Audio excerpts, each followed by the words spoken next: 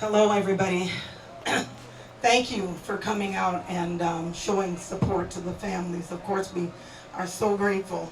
This is certainly a club that we didn't sign up for, and everything in me doesn't want to be here, but I have to because my name is Shea Perry.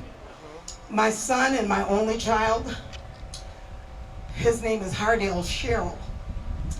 And Hardell Sherrill got into trouble with the law. We all make mistakes. Romans 3:23 says, "For we have all sinned and fallen short of the glory of God." Not one of us is perfect, thank God. Not one of us is perfect. But I got a message for WCCO today, and I hope that they're listening. Now, my son got into some trouble several years ago, and there was an accident that happened, and I'm not going to go into the details of it, but it was a mistake. But WCCO decided that they wanted to demonize my son in every way, shape, and form that they could, even to this day. And my baby is not here to defend himself. So they need to stop with the telling of the lies and putting information out there about our babies that happened years ago, because it is irrelevant to what is going on right now. We need to keep the main focus, We know why we're out here.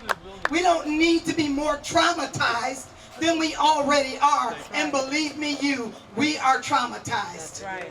My baby went into jail on August 24th of 2018. 9 days later, he was carried out in a body bag. He got sick. We don't know why he got sick. I believe they poisoned him, but that's just my belief. And I know that God will reveal it to me one day. Yes. But in the meantime, my baby called me crying, "Mama, they don't believe me. They think I'm lying." He said, "I can barely even stand up right now on the phone to talk to you because it hurts so bad. My back hurts so bad." He said, "In fact, it's so bad that I wish I could just roll over and die." No mama wants to hear their baby talk like that, so I began to pray, because that's what I know to do, and that's what I know works. So I said, "Mama can't be there for you, baby, but God is there for you. You just have to call on him." And I told him months before he got arrested this last time, there's going to come a time that you're not going to be able to call on me. Mama, I cannot save you. Only Jesus saves you. Right. So you're going to have to learn how to call on the Lord. Yes. And he did. I know my baby did. Yes, Lord. Because when he got so sick and they kept leaving him in that room and he fell out of that bed, I don't know if any of you have seen his videos on YouTube, but Unicorn Riot did an amazing job. And now, of course, Carol 11, AJ, he's been covering a story. There was breaking news that we just got on the 7th, where there was a nurse who had gone in to visit my son. And I called her because I wanted to know what was it that my son said in his last few days. And she said that he said, "Please, ma'am, you got to believe me that something's wrong with me, that you got to believe me." But they don't believe me. He said, "Please don't leave me in here with them by myself." So he was afraid of them. And my son was 6'4", 250 pounds. But he couldn't fend for himself, because days after neglect and abuse by Beltrami County Jail correctional officers and by Sanford Medical, who sent him back to the jail to die, they should have never released my baby from the hospital in the first place. And then, to top it off, Men Medical, who is supposed to be providing medical care to almost 34 county jails. This is not an isolated incident with what happened to my baby in Beltrami County Jail. Call it out. There are a lot of lives that have been taken from the Beltrami County Jail. Yes. My son went up there because he was dating a Native American gal, and her uncle, they were there for a repast. And he got caught with a gun, and it is what it is. But my baby didn't get his day in court. He was in 9 days, he was dead.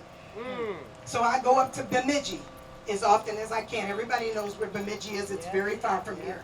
It's about a 4-hour drive from the Twin Cities, 3.5, 4-hour drive. And I go up there and I try to do whatever I can to bring awareness to what they are doing to the indigenous people and the Native Americans, because enough is enough. Yes. They are scared up there. Yes. They are scared up there because of the corruptness within that city. It's terrible. And we got to keep doing what we need to do to get justice for all the lives, because not just Black Lives Matter, but Native Lives Matter. Tell it. Amen. That's right. And I will continue to fight for all these lives. And as somebody said, well, but all lives matter. Well, yes, they do, but all lives don't matter until Black Lives Matter and until Native Lives Matter. No, they don't. So I just want to say I appreciate everybody for coming out. And now, with everything that has been going on with my son's case, the truth is finally coming out. Yes. All right. So stay tuned, because now the DOJ and the FBI are investigating what they did to my baby in Beltrami County Jail. Now that's a God thing right there. Yes. Only God could do something like that. Right. So I give God all the glory, because this is not my story, but this is God's story. Right. Thank you very much.